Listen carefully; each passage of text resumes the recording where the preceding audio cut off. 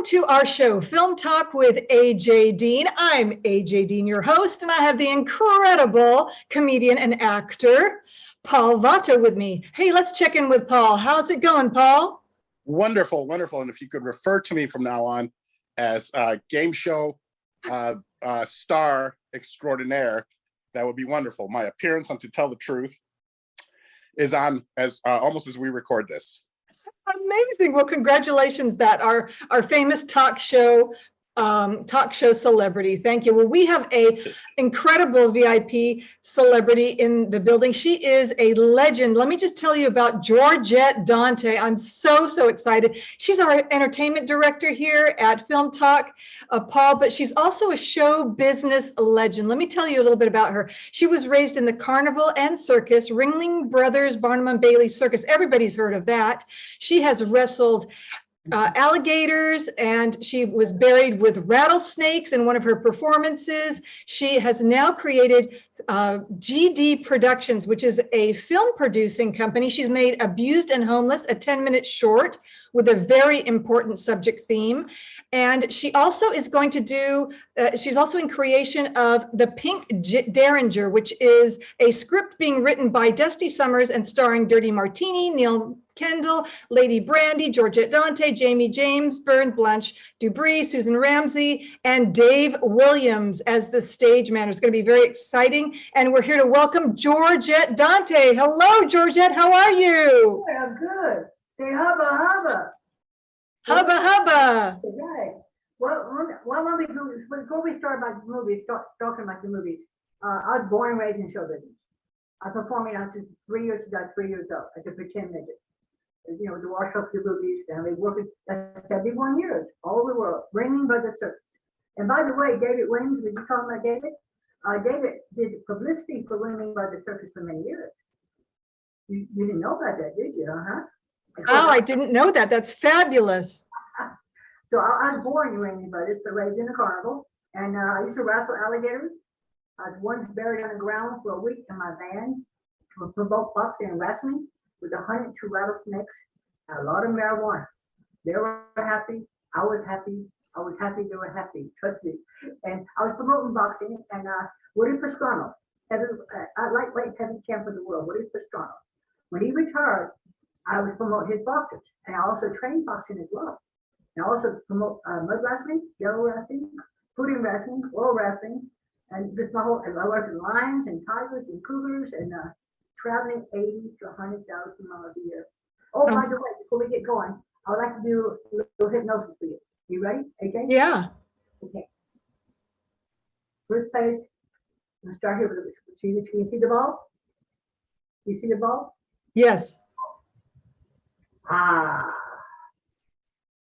Wow. How did you do that? That's amazing. You're supposed to be hypnotized now. Can't talk right. We're gonna go deeper and deeper. And here we go. Ah. It's called AJ, you're my power, you're mine. I'm going to read your mind. I'm going to read your mind. Woo. Here we go. Now, here we go. Da, da, da, da, da. I want you, AJ, to think of a number, okay? Between 1 and 100. Okay. 33. No. You're supposed to think about it. I'm reading your mind. Oh, okay. I'll do another one. Don't change it. It's where you need. Okay, you ready? Mm-hmm. Okay, get ready. Okay, what was the number? 75. Did you bet money on that? Did you bet money? No, I wouldn't. I didn't. Oh my gosh. Does it say 75, Uncle Dave? It does. Bravo. One more time. Okay, here we go. Think of another number. Are you ready?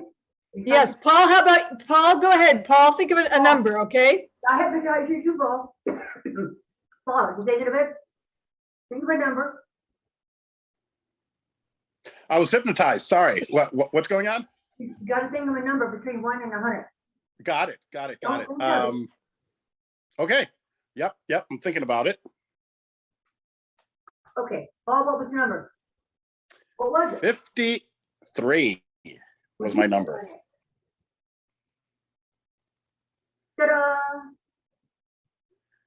Does that say 53? It does. Yay, 53. Wow, Georgette. So how do you do that, Georgette? Well, you can't tell us, right? Can you keep a secret? Yes, Yeah. Hey, can you keep a secret? So absolutely. so can I. That's great. I love that.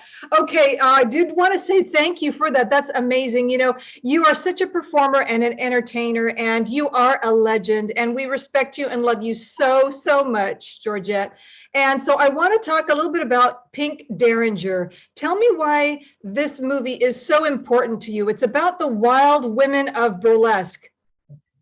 And we're gonna have, with Lady Brandy, tell us about Lady Brandy, first of all.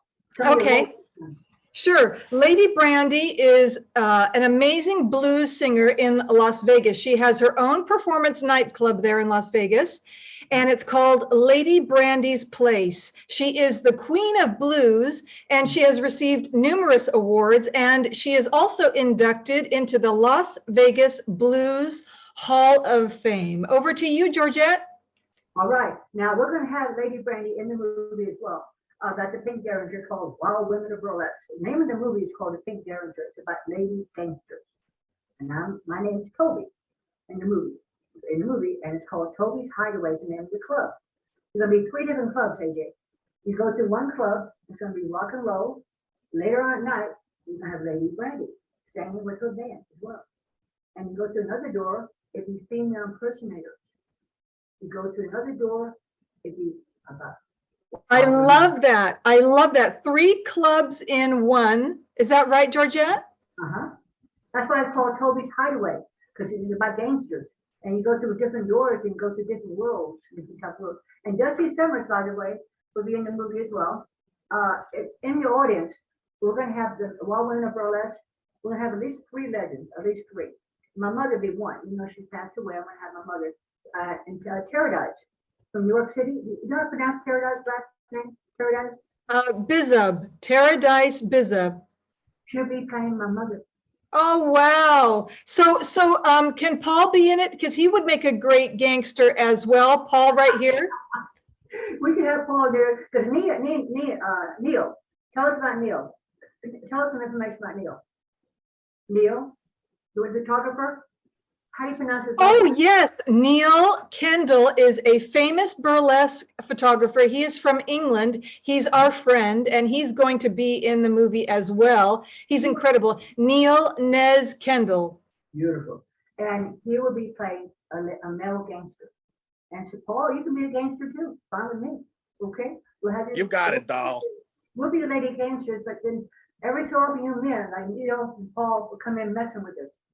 And when you do, you're going to be in big time trouble, because this lady will take care of you for sure.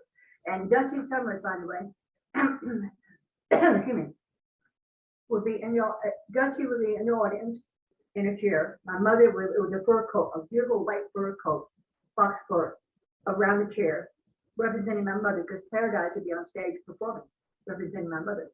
And there'll be a big screen. We show pictures of my mother and also Paradise performing for her as well. And Dusty Summers should be in the audience, she's writing the movie, should be in the audience. She'll have someone representing her as an entertainer on stage. So when she's on stage performing, Dusty will be in the audience with a big screen in the back, will show how Dusty performed and where she was in her younger life. And the lady will be representing Dusty as well. And of course myself, I'm gonna be doing magic in the show, even though I'm the main gangster. I'll be also playing the performing as a magician as well, doing magic. You know what I'm saying, honey? Beautiful, beautiful, Georgette. So I love that. This is going to be an amazing, amazing film, and I'm so thrilled. Thank you for including me and including Paul. Oh, we didn't get that. Oh, yeah. We get that part. AJ, you also one of the lady gangsters. You're gonna be one of the lady gangsters as well. Thank you. And you're gonna be the one always getting in trouble because you'll be younger than we are. We're gonna be you're gonna be a wild gangster, trust me. And I think our name for you, I like the name Raven. The Raven Beauty. You like that? Oh, I like that too. I like that too. So Dusty Summers is a legend of burlesque as well. She was she's written several incredible books, and she's writing the script. Is that right? How's it coming along? She don't like to have it called script because she said, Georgette, I don't write script, I write stories. So after Dusty gets through, and I'll also be writing the movie as well, because Dusty said, Georgette, you need to write more about you, and I'll write about everything else. So Dusty got some great ideas she's working on it, but it's gonna be a full movie. And oh, by the way, we need a major financial backing. It's not gonna be no 10-minute short film. It's gonna be a major, major movie. Okay, so everyone out there who's interested, who would like to be a part of the makeup, wardrobe, or who would like to help Georgette as the director in any way, please get a hold of Georgette on Facebook and contact her so you can be a part of this incredible production that's coming up called The Pink Derringer. Right, Georgette? Yes, it is. And it's Georgette Dante, hotmail.com. You want to reach me a little bit quicker at that. When we talk about the movie we did with Finding Godell, the movie I did with Finding Godell, I did a movie with Antonio a little over 3 years ago. I played the grandmother of the famous opera singer, which is and I hate to say, but we lost Antonio. And the day the birth is the day the movie's supposed to be released. And then shortly after Antonio, he's a singer, songwriter. He knew several thousand songs. My God, he's unbelievably talented. He's from Spain. And the virus guy, we lost Antonio. So I don't know what's that particular movie, but we'll see what happens down the way. And of course, we're talking about my movie too. I did a short film called Abused and Homeless. I played the gypsy lady. Yes, yeah, absolutely. And you can watch Abused and Homeless on your Facebook because you have a link there with a post on it. Is that right, Georgette? Well, let me tell you a little bit about I go through. I played gypsy lady. I looked in the crystal ball. It starts off like this. And I see some lady, some young girl being abused bad. I get mad. I get really mad. So I snap my fingers and I blew it in my hand. And I whip, and here I'm there behind Eddie. Eddie's also a magician as well. Eddie played the bad guy. He said, Georgette, I can't play the bad guy. I'm a good guy. Eddie used to drink a lot. Just pretend you got drunk and you have to just remember how you. So his son helped me a lot. Gary, excuse me. Oh, what am I? Gary. I think Gary Darwin. I'm just lost for a second. Names. I get so confused with names. Here, I'm involved with boxing, promoting boxing, wrestling, burlesque, the circus, the dance, the boxing, the wrestling. I'm in so many different worlds, and I have so many different types of show people. But you don't show people, and you just get lost sometimes. So anyway, Eddie says, I can't play the best. Just pretend you're drunk, and he did. He kept pouring beer over the girl and giving her a bad time. And finally, I got her turn loose. And Elizabeth, how do you pronounce Elizabeth last name? AJ? Elizabeth Christian is the assistant director for Abused and Homeless. And Georgette, you know, you've done so many incredible films. I wanted to share with Paul and have Paul jump in and ask you maybe a question. You have been in the following films: The Exotic Ones, Up Your Alley, Miss Melody Jones, The Old Stripper, Finding Gardell, which we were just talking about with Antonio. And you were also an extra in the Bill Bixby film called Sin of Innocence. And then as well, your most recent short, Abused and Homeless, where you played Gypsy. What has been your favorite role so far, Georgette? The one we're working on now, the big year. You gotta realize I'm 74 years old now. I'm performing now since I'm 3 years old at 71 years. And more wiser I get mentally, I get more in tune to life. Oh, by the way, let's get back to a little bit. Nerdy Martini will be the assistant director for the movie. I'll be the director for the entertainment director. But Nerdy Martini, she's more updated. I'm old school, so we'll mix it up between the old school and her way, which is the new generation. And I went to her Facebook, Nerdy Martini. My goodness, it's so updated. It woke me up. I didn't realize it's a whole new world out there. Trust me, a whole new world. And I love Neil. Neil also besides playing the gangster in the movie. As you go through into the club, it's like going into a tunnel, like a cave. You can go into the different parts of the club, And I'm gonna have the glass windows. And they'll make beautiful scenery and things, scenery with the performance and different performance. And then when people walk along going into the club, they'll be able to see different designs that Neil has actually designed. And by the way, Rudy Martinez, he did well with her with the beautiful oyster shell, oyster. So I got some really good people. And then Jamie James Burns, he's also a photographer. And he also does a lot of filming here in Las Vegas, around this place in Vegas. And David Williams also films for the Burlesque Entertainers here in Las Vegas. I got real good quality people. And so ask me something else, again. Yeah, I'm so excited. What do you think, Paul? Talk to us about what you think. Go ahead, love. Well, I think it's exciting that, productions are being done in Las Vegas, because I'm here as well. So it's always exciting when something is being produced locally, homegrown. So I'm such a big fan of that. Yeah, I mean, it's exciting. And when were you were you with Ringling Brothers? I was born in Ringling Brothers. I was born in Ringling Brothers, and I started performing at age 3 as a pretend midget with Ringling Brothers. And my mother married a carnival man, which is completely different from circus and carnival. Circus back in my days, well, I say midget, but I know nowadays you get little people. But I'm just talking my language, little people. Midget we call in those days. And so I was born in Ringling Brothers. My mother married a carnival man, and the carnival man is totally different. The carnival is little characters. We're really unique. But we always stick by one another. We always stick by no matter what. I remember different times we'd be driving on the highway. With a semi, we put it up, tear down, back down the road, back down the road, get the highway. And there'd be other cars, someone would be broke down. My dad would stop, go across the street, help the man, bring the money, whoever made me. We just help one another. I mean, the circus people, they're acrobats, they're torsters, they're lions and tigers. Well, usually lions and tigers and cougars and that type of situation. But they're more like prima donnas, and that's a good thing. They're always trying to be better than one another. They don't sit by you compared to carnival people.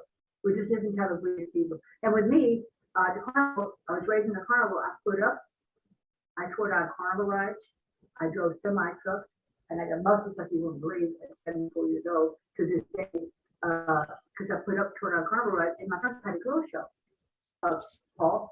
And girl show, you know what a girl show is, Paul? What is it? It's a traveling nightclub, and it's like going to here way back. I'm talking about I started stripping at 12 years old. Stripping. I stuck at 19. I had to have a show. And it's acrobatics, bar raiding, pickpocketing. Pickpocketing used to be for real in the carnival. I used to take saying people didn't get the money back. Later I put it in my show. Sometimes 3 months you got to make money in the carnival. You only got 3 months because it's seasonal business. I make 3 months or you're in trouble come winter time, So a lot of times I siphon gas. A lot of times we do tornadoes and storms and rain. You get rained out for 10 days, or a week or 2 days in this town. You only did that long. You get rained out, and you got to get down the highway. My brother and I would go out and siphon gas, and you have semi trucks. You got to siphon a lot of gas. I know it sounds horrible, but it's the way it was, the way life was. And when I was 12 years old, carnival, we had a girl show, we had bands, comedians, singers. We had a review show called the Follies du Jour. And then the bougie could show across the midway, maybe 1 or 2 girls, and they would do some really raunchy things. And they'd make more money than we did, but our show seated 1,000 people. We had to put it up, tear it down, back down the highway.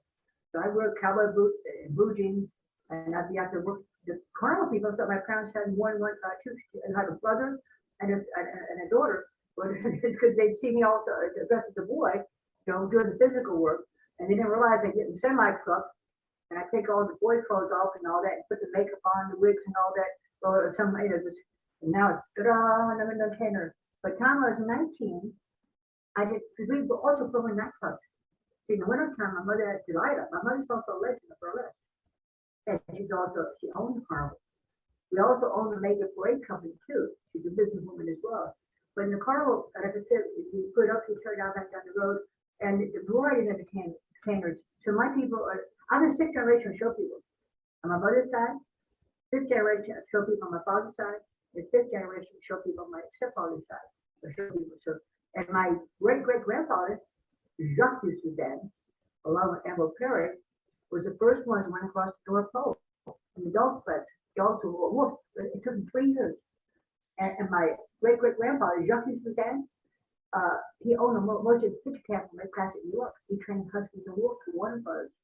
So all my people are show people. Everybody born and raised. So, ask me something, Paul. Ask me something, Paul. Talk to What's me. that? Ask me something else. Something else. Yeah, no, that's amazing that you've spent so much time. I mean, basically your whole life. I'm guessing. Do you remember your very first performance, or were you too young, or was it that little? I was 3 years old with the makeup, and sometimes bleach blonde hair, sometimes black hair, the wash up with the boobies, and I worked until and I got 6 years old. I got too big. I outgrew my part. I was too big to be a midget. I outgrew my part.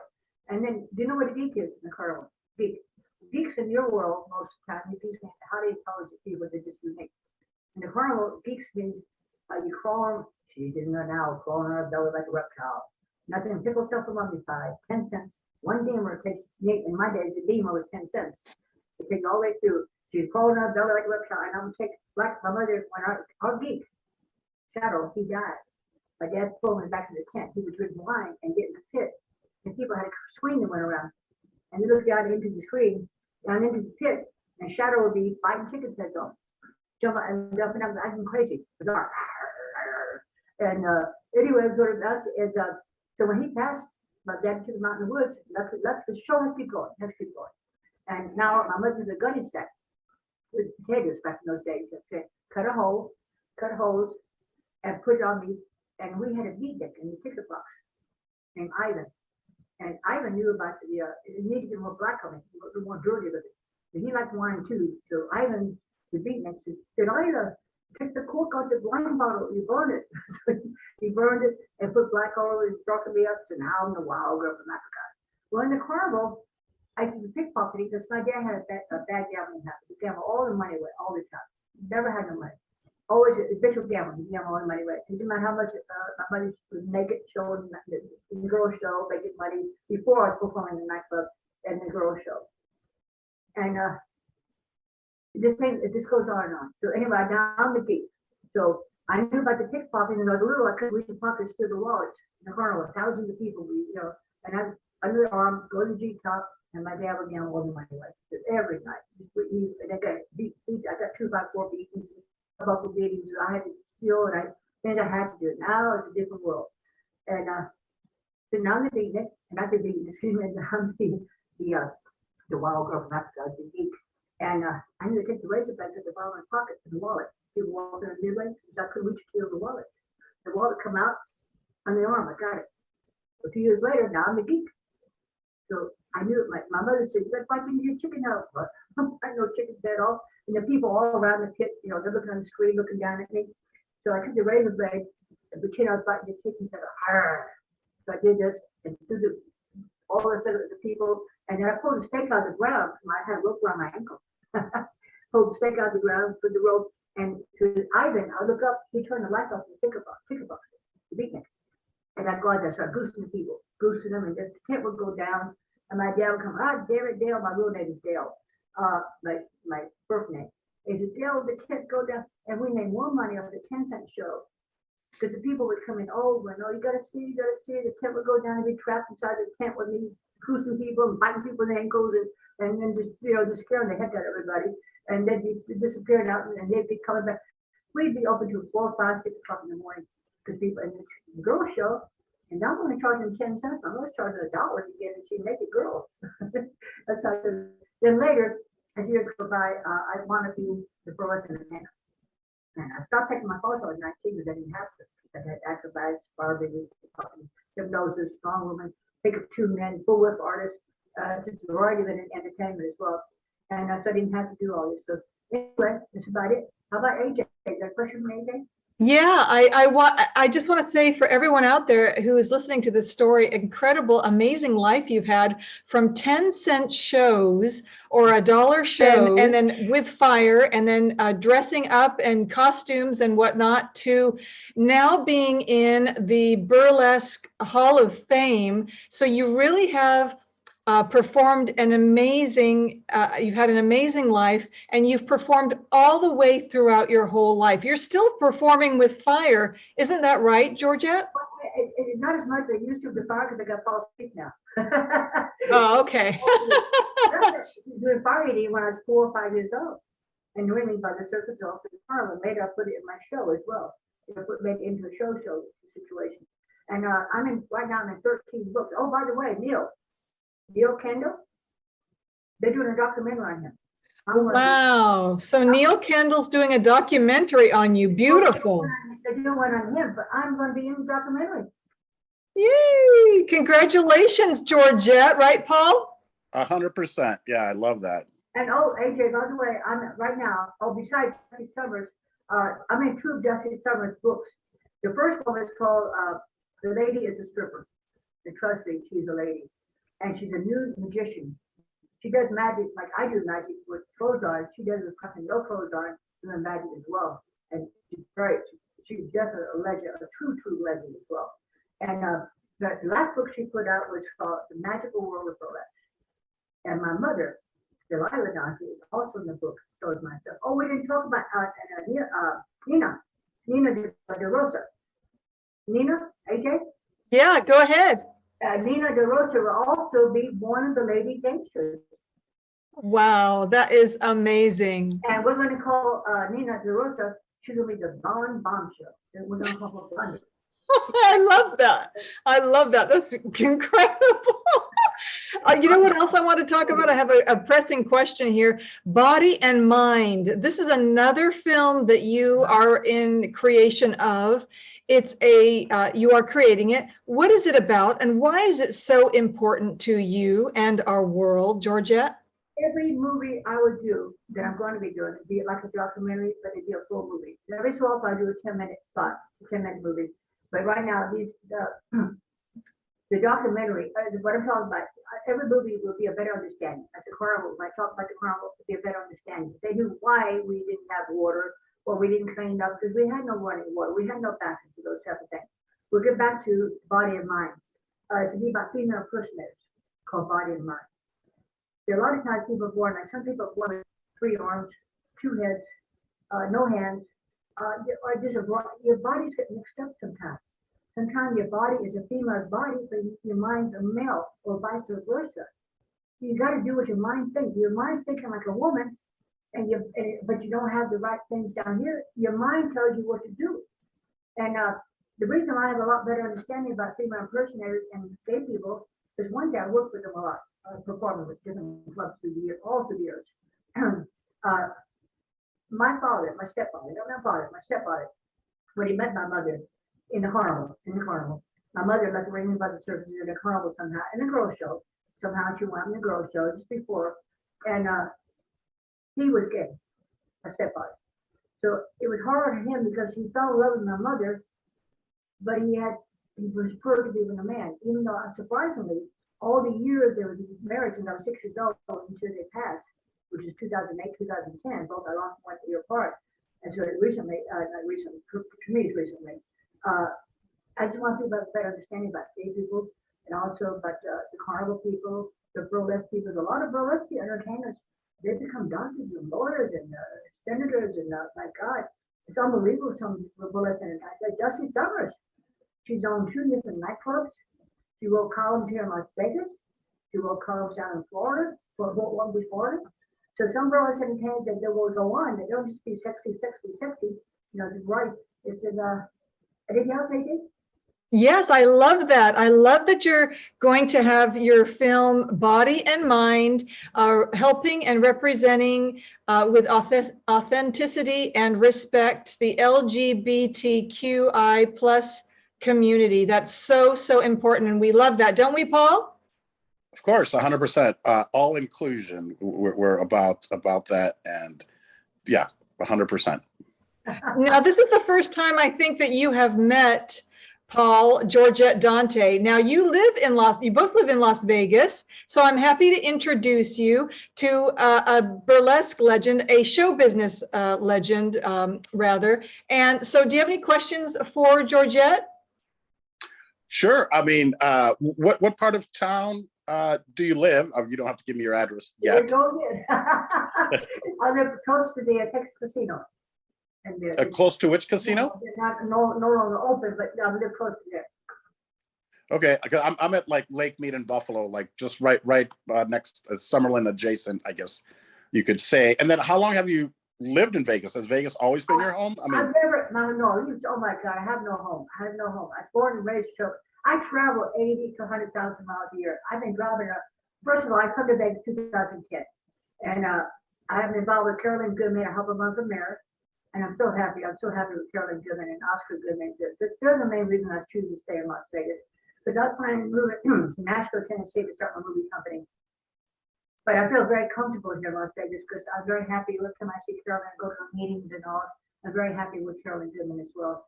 But as far as myself, here in Las Vegas, since 2010.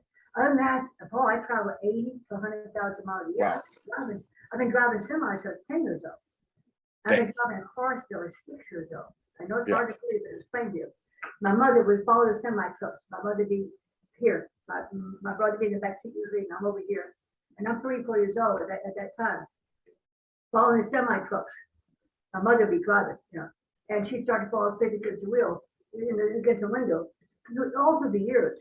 And I'd see her, and I'd grab the steering wheel, and she'd get to sleep a little bit. And I reached over real close and hit the gas, and she woke up. She got a little sleep. Finally, by the time I was 6 years old, she realized that through the years, I'll be taking over the steering wheel. So I had a wooden coat case. Back in my days, they had wooden coat cases with coke in. Put it on the seat, put a pillow on top of it, and big glasses, a lot of lipstick, big earrings, and a little wig type situation, and a clutch. Now I'm on the seat, following Dad's semi truck, getting the gas, hitting the brakes, going down the highway. And my dad, we never stop to keep going. My dad be hanging his head out the window in a semi truck, saying he wants food. So we whip up the highway, wherever it be, whether road. Most of the time there wasn't no highways anywhere. Back those days, there were little country roads, little hick towns. So people didn't know you so much. You weren't like going 70, 80 miles an hour. Your little hick towns going 50, 60 miles an hour. And we go and we go get my dad sandwiches. And my mother drove up close to the semi truck, and my brother or I, whoever was there, would hang out and climb up the window. You're hanging out the window and hand my dad the food as he's still driving his food. Oh, wow. You just get going. And What an amazing life. It seems like that you grew up across America, basically. You really, and now you call Las Vegas your home. So we're so happy that you're here, and you are in the entertainment capital city of the world. And Paul, what did you think of that? Isn't that incredible that Georgette has done so much in her lifetime so far? Amazing. It's amazing. What a storied life. And I look forward to seeing your documentary on your life, because it's so interesting. Wait a minute. Oh, no, it's already been a documentary done. All right, Jimmy Badana, he did a book on Al Green, Tammy Wynette, and he's also doing a book about June and Ron Orman. By the way, AJ, the movie from Exotic Ones, they changed it to The Monster and the Stripper. The Monster and the Stripper. Okay. Yeah, sometimes the studios change that, don't they, Paul? They change the name of the movie. Exotic Ones sound okay, but Monster and Stripper was about a monster, and Sleepy the Beef was a monster. He was a very famous country western star as well. So Sleepy the Beef. And when we did the movie, we did in Nashville, Tennessee, New Orleans, and the rest of the movie is now in Nashville at the Tropical Studios. People like Kenny, I can't even think of so many people was there. Some famous people like Gordon Harry, famous Ray Price, Roger Miller would visit the studio as we was filming the movie as well. So we got a lot of great things as well. Now Jimmy Madonna as I said, did the documentary on my life. It's on my Facebook, by the way. It's 3,000 words, 300 pictures, and it's about my life. And Jimmy Badana, by the way, is doing a book on June and Ron Norman, who produced and directed the movie Monster and Stripper. And did many. June was a very famous actress. Ron was a famous actor before they got into producing and direction, like I'm doing now. We're going into different direction as well. And One of the movies he used to produce and direct during the Ron Orman was Lester Root, the famous whip artist. I'm also a whip artist too. I whip cigarettes up people's mouth and out of their hands as well. Part of my show. When I did, Yeah, I saw you working the whip in your 10-minute short film, Abused and Homeless. You cracked that whip like nothing else, Georgette. And, you know, speaking of cracking the whip, I'm so sorry. We're going to have to wrap it up. I'm going to have to crack the whip right now and say that we thank you so much for being our guest. Yes, and so until next time, but what did you want to say, Georgette? I was making the thing Derringer disappear. That was the thing Derringer made my throat disappear. There we go. Derringer coming soon to the movies. That's right. And Paul, final words over to you. By the time this comes out, please watch To Tell the Truth, which I'm on in a few minutes tonight. But I think you can find it on Hulu. It's on ABC. So if for those of you that are free at 7 p.m., please watch it. Or you can always, you know, by the time this comes out, you can always watch it. Or you can go to paulvato.com and find all my information there, or, you know, Vato cigars and everything. So thank you so much for having me, AJ. Oh, thank you, Paul. And Georgette, thank you so much for being our show business legend. Thank you so, so much, Georgette. We love you. Da da da da da da da da da da da da da da da da da da da.